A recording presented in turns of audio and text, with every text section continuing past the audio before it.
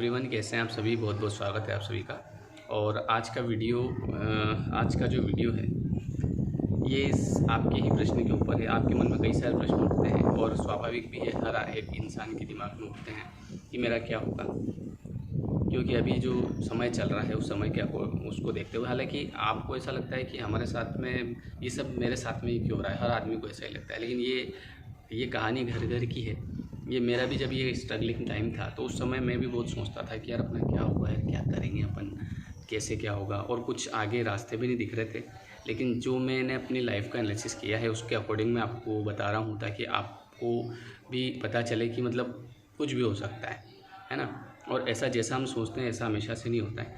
जैसा अभी हम सोचते हैं कि यार मुझे तो नहीं लगता मेरा कुछ होगा, लेकिन ऐसा बिल्कुल नहीं है। ऐसा मैं भी सोचता था और मेरे सामने कोई रास्ते नहीं थे कि क्या होगा, लेकिन अचानक से एक नया रास्ता मिलता है ना। जो जिन रास्तों में मैं चल रहा था वो सब कहीं रह जाते हैं और एक नया रास्ता मिल जाता है। तो ये सब एक तरह से प्रारब्ध की भी बात होती है ना।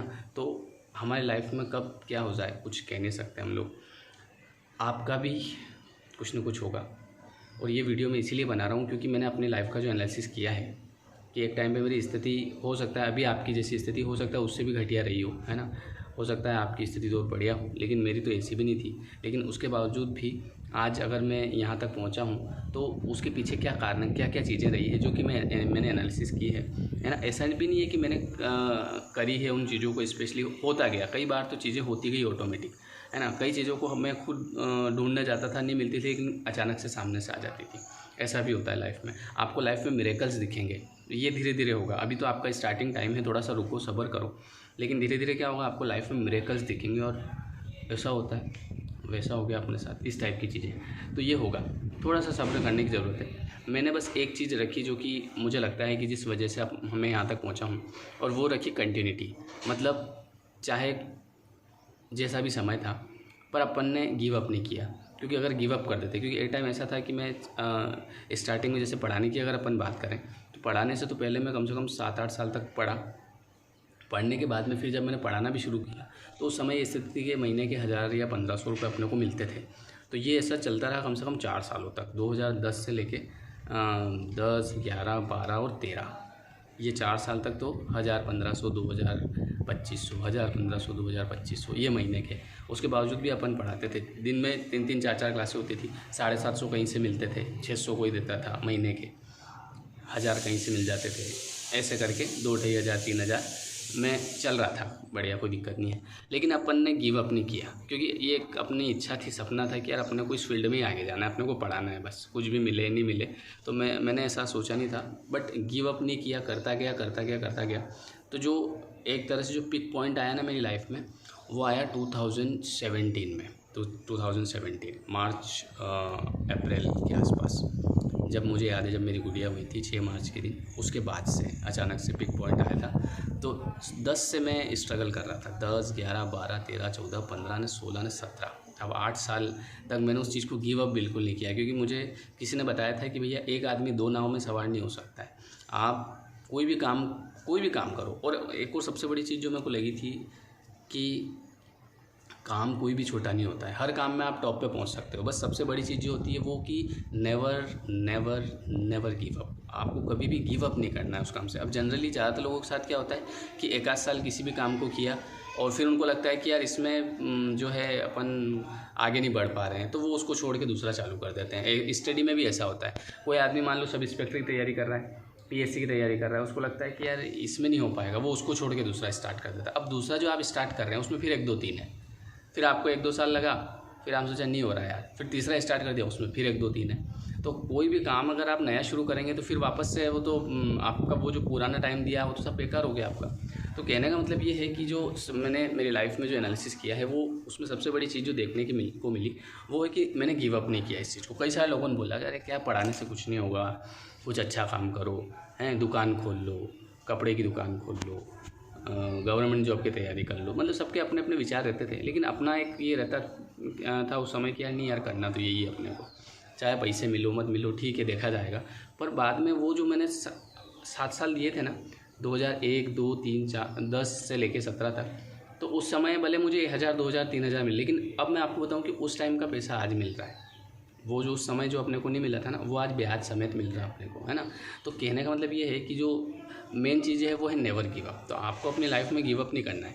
और दूसरी चीज़ ये है, कई सारे लोगों के जीवन में ये भी समस्या आती है कि सर यार ये कोई कुछ क्या कहता है, तो वो यार वो तो कहने दो, अच्छा है। मेरे समय में मेरे जैसे जो मतलब क्या था कि देखो, आप लोगों को जो है वो तवज्जो नहीं मिलती है, एक तरह से बोला जाए तो तवज्जो नहीं मिलती है, तो आप परेशान रहते हैं। ऑब्वियसली परेशान होता है आदमी, लेकिन मैं आपको ये बताऊं कि तवज्जो जिस समय अपना स्ट्रगलिंग टाइम है उस समय तो तवज्जो मिलनी भी नहीं चाहिए, क्योंकि अगर आपको तवज्जो उस समय मिलेगी ना तो आप फ्री हो जाएंगे, है ना। जैसे कि 10th में एक बच्चे के 98% आते हैं, वो फ्री हो जाता है। एक दूसरा बच्चा है जो सप्लीमेंट्री लेके पास होता है, उसके टेंशन बैठ जाती है। और टेंशन ज़रूरी है लाइफ में, अगर आगे बढ़ना है तो टेंशन तो ज़रूरी है। बिना टेंशन, क्योंकि टेंशन नहीं होगी तो आदमी कुछ नहीं करेगा। अब जिसके 98% बन गए वो बढ़िया मिठाइयाँ बांट रहा है ना, वो दूसरा अपटा रहा है बैठा बैठा। लेकिन मेरे हिसाब से वो जो एक और जो बैठा बैठा अपटा रहा है ना, अब वो उसका दिमाग चल रहा है कि मेरे को कुछ करना पड़ेगा, है ना। क्योंकि ये तो, और उसको जो 98% बना उसको लगता है भैया अपन तो निकल गए अपना, तो वो फ्री हो जाता है, उसको हर जगह तवज्जो मिलती है। वो बेचारा सप्लीमेंट्री वाला आदमी, उसको तवज्जो नहीं मिल रही है। लेकिन आप एक दिन देखेंगे कि वो जो सप्लीमेंट्री वाला आदमी है वो आपको दिखेगा कि यार ये तो पता नहीं कहीं पहुंच गया, पता नहीं क्या क्या तो इसके बिज़नेस चल रहे हैं। तो वो क्यों चल रहे हैं? क्योंकि उसने उसी टाइम से ये सोचना स्टार्ट कर दिया था कि मेरा क्या होगा। तो हर चीज़ को आप पॉजिटिव वे में ले सकते हैं। अगर आपको तवज्जो नहीं मिल रही है तो मेरे हिसाब से तो ये बढ़िया है, क्योंकि अगर आपको, जैसे होता क्या है कि आपको तवज्जो कब मिलेगी, या तो आपके पिताजी पैसे वाले हैं कि फिर आपकी इज्जत करनी पड़ेगी सामने वाले को ज़बरदस्ती, क्योंकि उसको पता है इसके पिताजी पैसे वाले हैं तो वो आपको कुछ कहेगा ही नहीं। दूसरी चीज़, या आपके पिताजी किसी बड़ी जॉब में है तो ऑब्वियसली पैसा भी होगा तो तवज्जो नहीं मिलेगी। लेकिन अगर आपके पिताजी के पास कुछ भी नहीं है तो लोग आके कुछ भी कहेंगे आपको कि भैया क्या चल रहा है, कहीं तुम्हारे पिताजी के पैसे तो नहीं बिगाड़ रहे हो। अब मान लो आपके पिताजी के पास पैसे है तो उस आदमी की, उसके मन में भले है ना कि पैसे बिगाड़, लेकिन आपके सामने आके नहीं कहेगा, तो आपको लगेगा कि मेरी बहुत इज्जत हो रही है।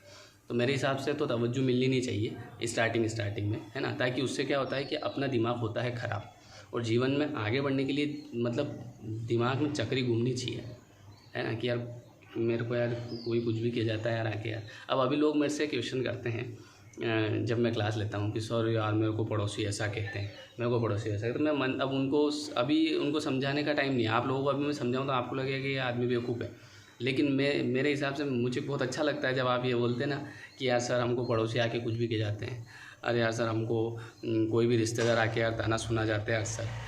तो मैं जब आपकी बातें सुनता हूँ तो मुझे मन में बड़ी प्रसन्नता होती है कि बहुत बढ़िया, बहुत शानदार। क्योंकि अगर आपको कोई आके कुछ नहीं कहेगा तो आप फ्री हो जाएंगे, आपका ध्यान कुछ करने की तरफ कहाँ जाएगा, आपका तो बढ़िया शानदार तवज्जो मिल रही है अपने को।